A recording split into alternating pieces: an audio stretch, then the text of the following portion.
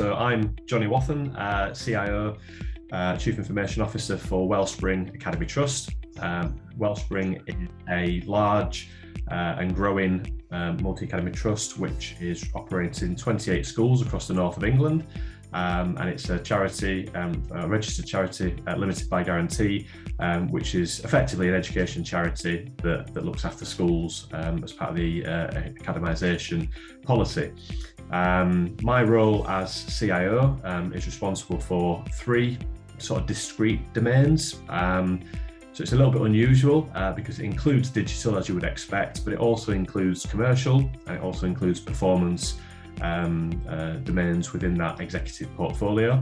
And as a member of the Trust executive team, I report into the Trust board, but I also work alongside our leaders to support and advise in all things digital. I think that kind of gives you a bit of an overview of kind of the portfolio that I hold, and hopefully answers that question.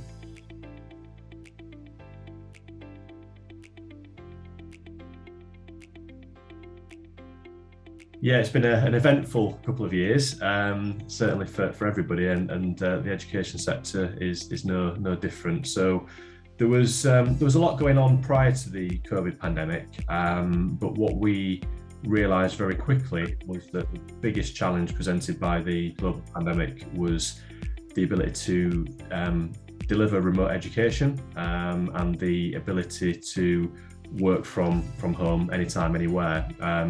And obviously, when you're talking around technologies and digital transformation, it is about people. It's about enabling people to give them the access to the information and the tools to be productive. So we were on a journey. We had provisioned Google Workspace accounts for our trust-wide kind of employee base of about 2,000, circa 2,000 employees. And that enabled them to not have to worry about what access they could, reliably use from home, because they weren't trying to connect into file servers or anything like that. It was all in the cloud. So fortunately for us as an organisation, that was already in place. What we had to do was ensure that we improved our kind of security posture around that, and making sure that we'd done a lot more work defining those role-based access controls to make sure that sensitive and personal information that we held was only accessible by those that we defined as needing access. And we also had to then ensure that people had the necessary devices, but also the necessary training to support them to work in this hybrid way, or hybrid approach. And I think, culturally, we operate a highly autonomous culture at Wellspring. So we have, over the past 4 years, really allowed teams to explore the different ways of working, and some people were working remotely. However, other functions within the organisation maybe had less experience of that, because it was more traditional functions and they were used to coming into the office and working more closely together. So we just worked through trying to prioritise really, who needed the most support. Was it infrastructural? Was it educational? Or was it something else? And how we would overcome that challenge. From a school's perspective, one of the key things that we have to do is safeguard children and young people. So in addition to delivering education, we've got to do that in a safe and effective way. And we spent a lot of time ensuring that we were able to enable access for those children and young people right from very early years, maybe children as young as 5 within some of our primary school settings, right through to some of our clients which are up to 25 years of age but have high needs and attend some of our special school settings.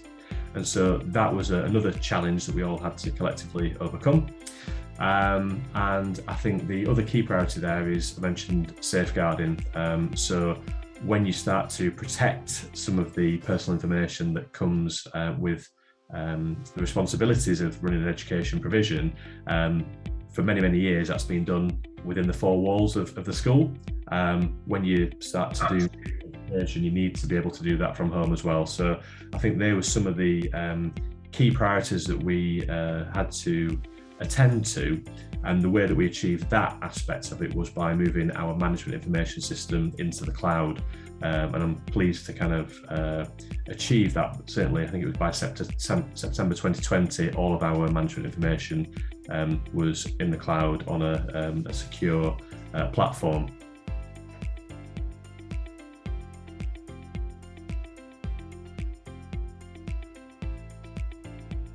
So I think just picking through kind of what I've described in terms of that journey, I think people present a barrier, and that's not necessarily individuals or teams being blockers, but it's about managing change. And certainly one of the biggest challenges is around understanding prior experience, understanding individual skills and expertise, and also filling in the knowledge gaps around what technology can enable, because sometimes it's not a matter of resistance to change, but it's actually understanding the power of the technology and the cost benefit of that, because many vendors will come to you trying to sell you the latest product and trying to sell you platforms as a service and so on, and that's not always the right thing to do. So you've got to kind of prioritize and manage that kind of roadmap, whether that's from a functional perspective or whether that's from an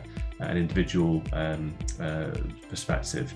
But what we have done over that time is started to review what is that people dimension and how do we manage change? What are the kind of the system dimensions to that? Because technology debt is quite a big thing that is referred to, and that is about legacy investment in infrastructure, whether that's devices or file servers and systems, and the cost of change to move from what was the legacy system into kind of this new way of working has to be considered. So we worked through that system kind of equation and tried to use what we described as an ambidexterity strategy, which is almost we have to keep the core operation running, whether that's payroll or whether that's pupil records, but we also have to then explore through kind of test and learn pilots how can we start to innovate and do things differently, and then when we get to a point where that's being evaluated effectively, we connect that back into make it our new way of working. And that's been a really successful strategy that we took to overcome that barrier. And I think the third thing I mentioned in my first response was around infrastructure, because again, that investment of legacy infrastructure, whatever that may be, we had to overcome some challenges and some barriers, and that always requires resource, and that always requires conversations and prioritizations with leaders about what and how do they spend their kind of budgets, and that is always a challenging space, but it's one that we had to kind of work with them to overcome in a coordinated and prioritised fashion.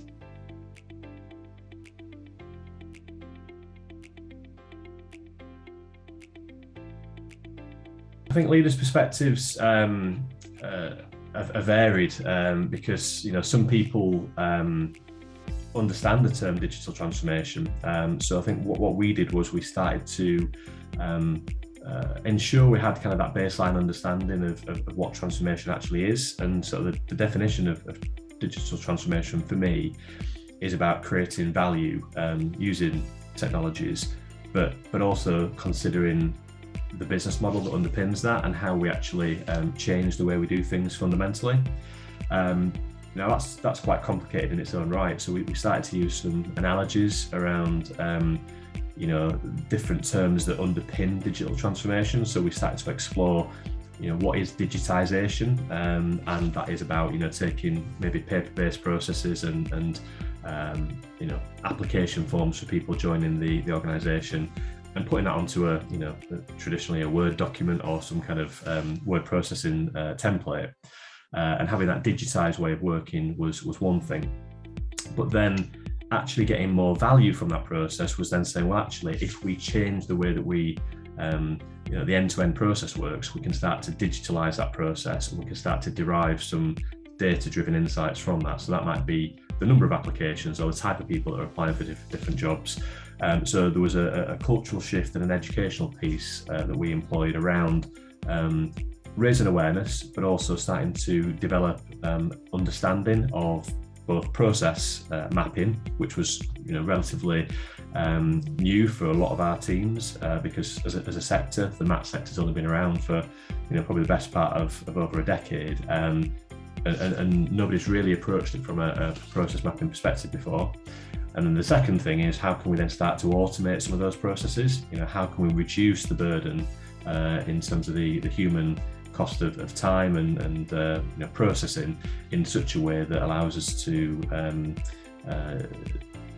be more efficient, be more effective, and drive some of those cost bases down, to then reinvest in some of those more innovative approaches and maybe some new tools that do require further investment.